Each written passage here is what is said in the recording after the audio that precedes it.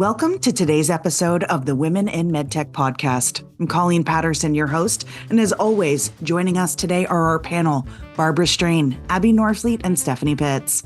We're also incredibly excited to be joined today by Emily Levy of Mighty Well. Emily is an entrepreneur, healthcare KOL, and keynote speaker. We're so excited to have you. Welcome, Emily. Thank you so much for having me. When you reached out and you were like, Women in Medtech podcast, I was like, yes, sign me up. One of the really interesting points about Emily is Emily and I are actually connected through a colleague of mine, Deborah Swirsky, who works here at the Clinician Exchange. And she went to school at the same university that Emily did and has also herself a stemware company. So we might bring her on to interview her soon. But Emily's I'm really interested in this story of Mighty Well. And part of that is as a patient who has had multiple PICCs, has gone home wearing PICCs for months at home and had really faced a lot of those same struggles that you did about what options you have in your early 20s, because that was the same time that I was experiencing that, where, you know, it's the gauze sock or your a literal physical sock of your own pulled up on that. You facing that same challenge and then innovating from there was incredibly fascinating for us. So why don't you start off by telling us a little bit about that story and how Mighty Well came to be? Thank you so much, Colleen, and everyone on the panel and all the listeners. My name is Emily Levy. I'm one of the co-founders of Mighty Well. And I'm such a proponent of companies being founded out of a personal pain point. And for me, that stemmed from being diagnosed with neurological Lyme disease at about 20 years old. I had been facing really severe health things for about 15 years, and no one knew what was going on. And finally through testing, we figured out that I would need long-term antibiotics. And, I was just a college student and had been seemingly healthy on the outside for years. So I had no idea about this world of medical devices. But here I was, 20 years old, going in for a PICC procedure in interventional radiology at my local hospital. And, I come out and I just felt like a total shell of myself. Mm-hmm. And I remember my first home care visit, the clinician actually had a PICC herself for Lyme disease. And I was like, okay, I have to go back to school. I'm in a sorority. Like, I wear business suits to class. Like, what do I do about this? And she's like, oh, you just take a pair of socks and you cut off the toes and you wear that on your arm to protect the lumens and the extension tubing. And like while you're sleeping or if you're playing with your dogs. And I was like, okay. So I literally did that for a semester. And, I also tried the stockinette gauze, but I've just rolled and get bunched and it was gross. So being a student at Babson College, at the time, my professors were like, go solve a challenge in your life. And I was really fortunate that I went out to San Francisco for a semester, and my best friend Maria came, who's now one of our co-founders. And we literally spent a semester like prototyping and just like meeting people on Facebook and going to take them out to coffee and learning their challenges too. So we developed prototypes and eventually, did an accelerator and a Kickstarter. And I really realized throughout this point that I wasn't alone, and, millions of people every year and internationally have vascular access devices and PICCs and midlines, and that there was really something here. And like, fun fact, my family's background is in the surfing industry and is in the apparel industry. My mom worked in high fashion for Giorgio Armani. My dad owned a surf shop. So I was like really inspired by sportswear fabric technology and all the innovations coming out there. And, as it grew from PICC Perfect into more of an umbrella brand, which is now Mighty Well, the whole guiding thread was we never wanted patients to feel like a name on a chart. And I say that because that's how I felt, and everyone that I talked to, which we call our community friends in the fight, identified with. So we now have the PICC Perfect, which is our direct-to-consumer product. We've expanded to Class 1 medical device, which is the PICC Perfect Pro. And we have 7 other wearables out there on the market that are Mighty Well branded. and have since recently launched a collaboration with Prism Medical Products, where MightyWell is able to offer some of the best medical supplies on the planet, specifically those with vascular access devices. So it's just been a wild ride, and the entrepreneurial journey is hard, but it is beautiful. And my guiding light throughout all of this is, how can I help other patients like myself? Okay. So one of the things that you said, Emily, that really got to me, and I always delve into websites for our guests and that sort of thing, is this creating of a community. And I think that was just such a great message that our audience, no matter how new their company is, how old their company is, et cetera, but the emphasis that you put on that, what I really always sort of rally around is that voice of the customer, always listening. So how important is that to your whole vision? And how do you make sure that that sort of happens? That's a great question. It's really the thread throughout. And I think that's actually the biggest thing missing in healthcare, whether that's on the medtech side or on the provider side. For me, it just came really naturally. I love community, and I think being a patient is extremely isolating. So, our friends in the fight, we really try to reach them through content. And it's like not just social media. We've had a really big emphasis on education. So what we've done is we have a partnership with the Association for Vascular Access, where they've reviewed all of our, they've done a clinical educational review, and we've just made these really easy to digest guides and videos. But for all of your listeners, the voice of the customer at the end of the day is the most important thing. And I think sometimes within healthcare it gets lost because I always see the patient as the true end consumer, but they're not always the buyer. That's, I think, where the really sticky challenge is. And, there's all these legal nuances. But the more you can get, I think, the end user of the products, in front of a brand, whether that's in, traditional forms of marketing communications, or just bringing them in to talk with actual engineers. That is, to me, the most critical thing that is missing, and something I've really advocated for. And that's exactly what MightyWell does. Is we're actually making a new iteration of our fluid motion backpack, which is a TPN backpack. And we're literally, again, driving to coffee, in Boston, which is an hour away, and sitting with some of our customers and saying, like, how can we improve this product? And, in exchange, giving them some products that we have that they can use. So it's just having those really human to human connections, I think, is both missing in healthcare and something MightyWell really succeeds at.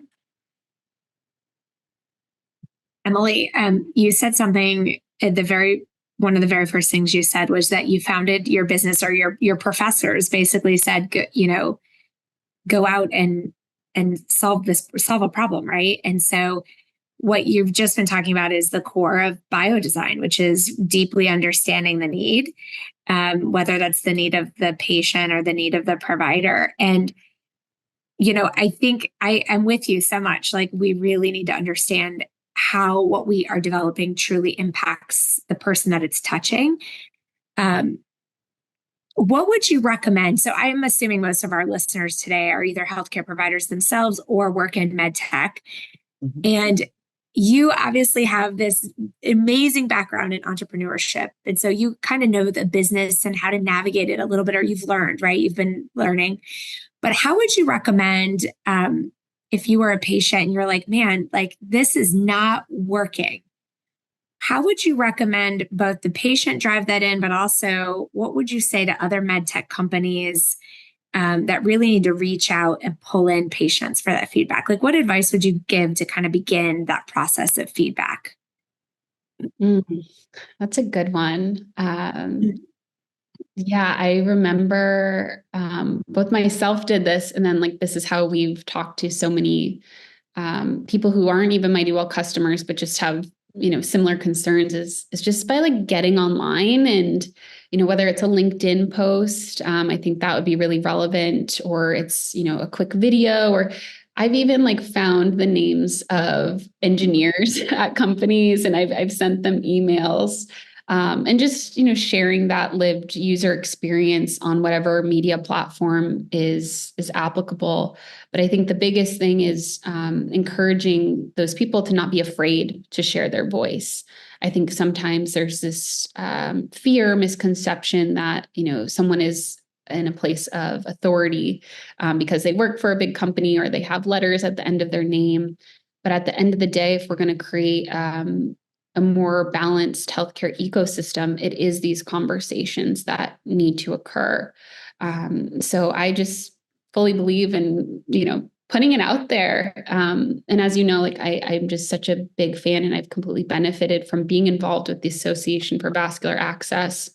So I think the more folks that can go to their local associations, even, if they're a clinician organization or it's a patient organization, just starting to have these conversations in places of community and in places of collective power and voice can help to make that systemic change. One of the things, that I find always really fascinating is when we're talking to founders or developers, people who are really coming up with the idea that obviously ideas are not enough, that we have to go from that ideation to actual development, to innovation, to finding the right resources. So we've come from a background where we're already looking at that sports fabric from Dad's side. We've already understanding a little bit of how apparel works as an industry. And it is important to note that as of 2023, the global adaptive clothing market was $15.8 billion. So, and this was not true when you guys were first developing that. But it is something that is becoming more and more true as disability becomes a larger item. And as patients as a whole are aging, and we're seeing more of these, systemic issues that needed to be addressed and vascular access challenges with them. But one of the things that I found absolutely hilarious was you did a Forbes article a few years ago, and one of the statements in that was, you're in the process of raising equity, which is that big part of how do we make our dreams come true. And people are asking you for KPIs, and you're like, what KPIs? So, as we're talking about that development, things don't happen without the capital behind the scenes, and this isn't always Shark Tank where we're coming in with multiple years worth of data. So how did you and your team go about developing those KPIs, or really even realizing what you should be tracking to be able to bring this to market and to reach more people? Thanks. I love that you found that article.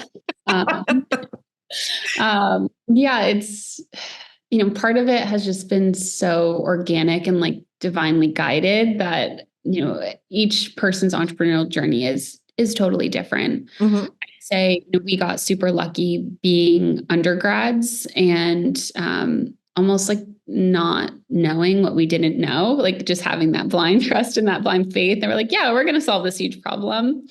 But for your listeners, I'm a huge fan of any type of accelerator or going back to your alma mater. If you're a graduate of the university, almost every university has some kind of incubator or think tank now, and utilizing those resources. I'm pretty sure how I got into that Forbes article was because I went back to Babson College and I was like, I need help with PR. So, with KPIs as a true startup, it's really hard. Mm-hmm. But for us, we were able to do things like build a prototype, go show a certain amount of patients, get real user feedback. I just started showing up at the local Massachusetts AVA conferences and started talking to clinicians that way. I'd go to the gift shops at the local hospitals and just start talking to people. So, while a true KPI, average order value might be really hard to attain, I think investors want to see that there's sweat equity involved. And when I say sweat equity, that means you have put in your hard-earned time, knowledge, value, you've networked, you've put yourself out there, you've built a pitch deck, you've shared your vision. All of those things, I think, are really ground level and can be done without much funding. And I'm always very transparent. Like, we did a Kickstarter and we were asking our friends and family, and that first $10,000 we raised went to manufacturing. I will tell you, it was not nearly enough. We found out at the end of the day we needed more money. But, I just started entering pitch competitions, starting applying for grants and fellowships. I've raised almost as much in grant funding and fellowship funding as I have in venture capital. So, wow. Yeah, I'd say there's so much free money out there. I'm a huge fan of going to find it and claiming it. And I think especially as women, which was not true 8 years ago, there's just money for female founders. So, yeah, I think that's a good place to start. To be honest, I love that aspect. And for everyone we've ever had on the podcast as an interviewee, we've heard a lot about venture capital or raising funds or, doing a Series A, Series B. I've never had anybody talk about grants before, though, about the idea of, ownership of the space. And I think that that's such a great concept of, one of the systemic items that we have talked about a few times is that opportunity that exists today is not the same as it was previously. There is more opportunity now for women, for people of color, for what diversity looks like in a very historically, male dominated field. And so that was really exciting for me to hear you talk about, hey, I'm crowdfunding. I'm knocking on doors. I'm figuring out where things can be, because I think that is something that a lot of people don't really put enough emphasis on what is possible there. So that's really exciting to hear about as well. And then you own more of your own company. So right now I'm applying for a grant from my state to do lab data collection, and it's $75,000. For me to go find $75,000 in angel money would take me just as long, and I would have to give up part of my company. So there's like whole websites for applying for grants. So people can DM me if they have more questions about that. We'll make sure to link Emily's LinkedIn on here just to make that easy if somebody is in that founder story, because I think that's such a great point. I do want to go back, though, to as we're talking about, growing our organization, as we're talking about starting to gather those KPIs, you reach a critical tipping point. And I think that that's where your collaboration with Prism Medical Products really comes in, is that idea of I want more. How do I open my doors to other opportunities or to other, organizations to work with them in a way that elevates everything? But how do you go about finding those opportunities, or can you share a little bit about how that collaboration came to be? I can. Long story short, we're working with an advisor, Mark Barron, whose family had a vascular access company, ClickFix, which actually sold to B. Braun. His sister, Carrie, some of the founders. And Mark is a Babson alum. And I just had this psychic ping one day to message him. I had just found him really randomly on LinkedIn, and I didn't even know he went to Babson, but I saw he used to work at Tidy. So I just messaged him. I was like, "Hi, Mark, I'm a Babson alum. I'm looking for an advisor. Can you talk to me?" Next day I got on the phone with him. I told him what my vision was. And this actually goes back to raising capital. Was the market had really dried up after COVID. We tried to raise capital on this idea of Mighty Well becoming really a platform for patients to access medical supplies. And just, we couldn't raise money on it. Not because of the idea, but because of where the markets were in 2021. So Mark just has been a complete angel and goes to bat for us. And he got us connected into Henry Schein, Prism Medical Products parent company, and eventually got connected down to Prism, and we went out to meet them in person, told them the vision. They're like, okay, let's start a collaboration, because they were really interested in seeing how the direct-to-patient model of healthcare could work. So Mighty Well is effectively the front-end sales agent. Prism retains all of the licensing and distribution. But we're helping them to access a new demographic. We're helping vascular access patients get access to critical medical supplies. Today, we were able to launch swab caps. So the little end caps that go on the catheter, And these were all products that I literally were trading people on Facebook Marketplace for. And that's what thousands of people are doing. There's literally a medical supply underground, or people are paying hand over foot, on Amazon from really seedy resellers, or like worse, you're literally arguing with your insurance company to send you more dressings. So yeah, that's really what the Nexus was. And, Mighty Well as an entity wanted to grow. So not only do we have our wearables, but we wanted to be able to outfit patients with everything that they could need. So really, really excited about this collaboration. And, it's just add-on products for Mighty Well. So we're just doing more to the same consumer and solving even more needs. So although we're not normally we don't do really commercials for any of the people that we bring on. Do want to give a shout out, because as somebody who's had, vascular access devices before, one of the biggest challenges that I always faced was how do I take a shower? And when Emily and I got the opportunity to meet a couple months back and, kind of discuss her organization, what she does, one of the products that I think I was the most excited about, even though I no longer have a PICC line because I've got a port now, was the waterproof covers.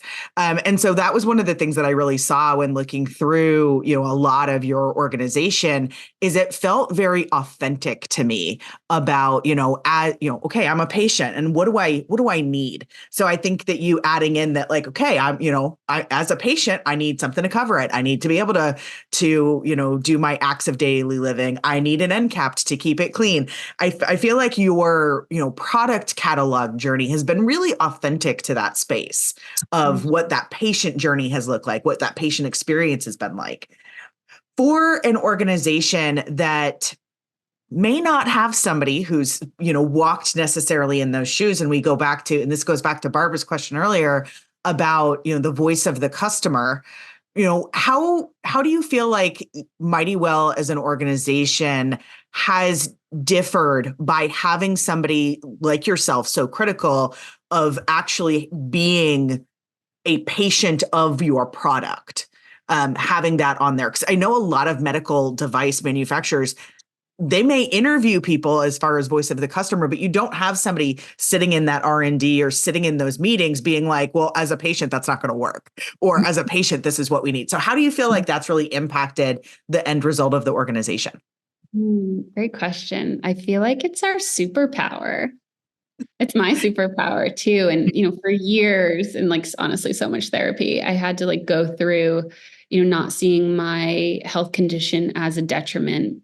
And I really transmuted this into seeing it as my secret sauce. So yeah, I've had the pleasure of consulting and collaborating with some of the best medical device companies in the world to provide this expertise. But at the end of the day, not everyone can have an Emily in the R&D room or in the marketing room.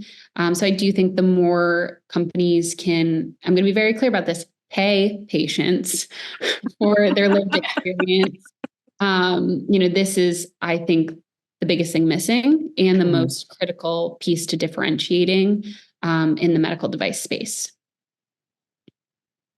Go ahead. I was just going to say, I love that you kind of added that in because, you can't, it's not fair to ask patients to do and provide their feedback at goodwill. And I'm with you 100%. So I was clapping via the podcast. So sorry, Barbara, go ahead. No, I was just going to say, I had a sidebar conversation with Colleen earlier, and I said, healthcare is just shifting so much to home care, telehealth, et cetera. And what people don't realize is that you have a whole shift of the type of products and what goes on in homes and family conditions and everything else, is that it's a good time to have, thought of all these things and gone through that and build on all of that. And I hope the audience is really paying attention, because it's just not all about the big white building where everybody goes for just a short period of time because it's behooving to the hospitals to be really good about their care and kick you out the door, right? But then people are like, well, what do I do? I ran out of supplies. I did all this. We had those issues before COVID, and now everything is just ratcheted up. So I think that people need to really pay attention to what's really going on. And I feel bad that you had to go through what you did in order to discover that, but it was like what you said, your superpower. So this is a great conversation for our listeners. Thanks, Barbara. I feel really grateful that majority of my care was in the home. I actually never went to an infusion center for IVIG therapy. All of that was weekly. I had a nurse come 2 days a week to my home, and then I would do my IV fluids. So I did that, for IVIG for almost 4 years. And I ran into all these problems, but I really learned to see the blessings in disguise and how something that had been so painful in my life can be transformed to help other people. So home care is where it's at. And I hope more and more people have the ability to experience care in the home. Definitely after COVID, that seems like a direction that we've been moving in or that we're seeing more of. And I think that there's been some benefit of that as well about how the CDC is updating some of their code books to include, telehealth and actual compensation around that. Realistically, we like to think about, it's the patient first but financials are important. Nobody's doing healthcare out of the goodness of their heart. There has to be, a driving force of profitability behind it. And whether that's good or bad, that is the world that we live in, is that money is still making the world go round. And so, just mirroring what Stephanie said earlier, I really appreciate the fact that you re-emphasized the idea of, if you're really going to do a voice of the customer, making sure that we're compensating people for that. Patients are the ones who have the most information. And I can tell you, I've given away, as a patient, a ton of information. Anytime anybody's been like, hey, you want to tell me about your problems? I'll be like, I will tell you plenty. Sit down and grab a piece of paper. But there's also, that comes from a place of privilege, that I have the time to do that I am in a financial item where if I take off time from work, that I can share my story. And I'm also very aware of the fact that that is a minority. Not everyone gets that same experience. Not everyone has that same point of privilege to be able to speak in that arena.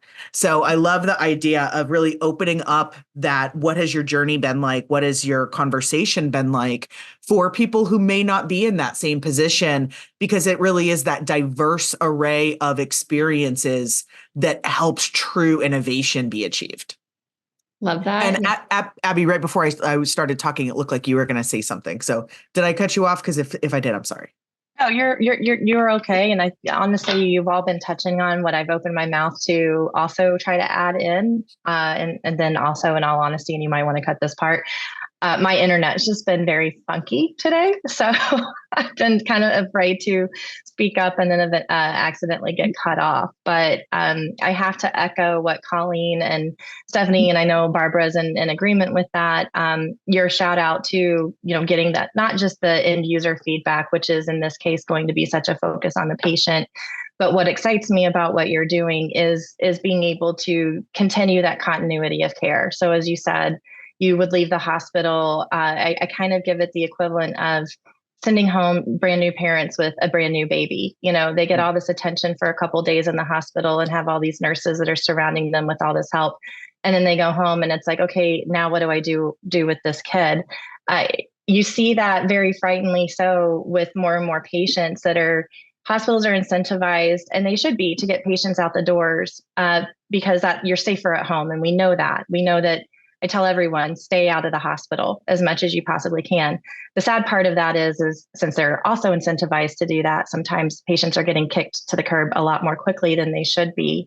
So kind of being on the forefront of not just making sure that they have access to this information and being another conduit to keep them informed and educated, but making it somewhat a little bit easier and maybe even putting a safeguard into place that protects them from those seedy individuals that unfortunately are out there to take advantage of these situations that patients are finding themselves in, tomorrow they could be one of those as well. So I mean, just kind of taking a look at that. And I think that probably where this has come from and where your success is going, and just what's driving this is obviously this was as you said, a personal pain point, but a true passion to solve. And it's doing it to make sure that we're not serving 1% of the population, we're serving 99% of the population, because everyone could end up being there. So I just absolutely, it's an incredible story, and really excited to see where you continue to go with it and continue to follow it. Thanks, Abby. Okay, team, we are getting to the end of our recording for today. Any final thoughts or questions for Emily? Emily, I don't know how many years we've known each other, but it's just been beautiful to watch you heal publicly. So thank you for your courage and your grace and transparency and all of that. It's been an honor to follow your journey. As a nurse, you've given me insights into the patient's experience that otherwise, we wouldn't have. So thank you for sharing that. And kudos to you and to our listeners who may also be patients and have a medical device that isn't working or have an idea. I think, Emily, you're the greatest inspiration to don't just sit back and let the system take you forward, lead the system forward in what you need. So thank you for all that you've done.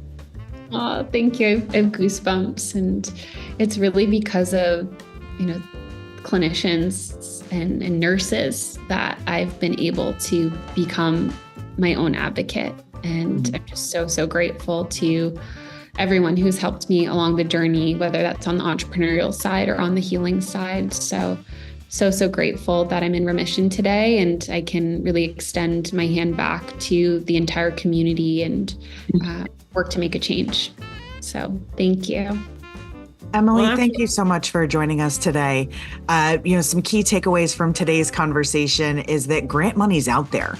There is more than just angel funding and venture capital. And if you've got a device to be had, if you've got an idea, it may look like a little bit of extra work on the front end, but as Emily says, don't you want to own your own company?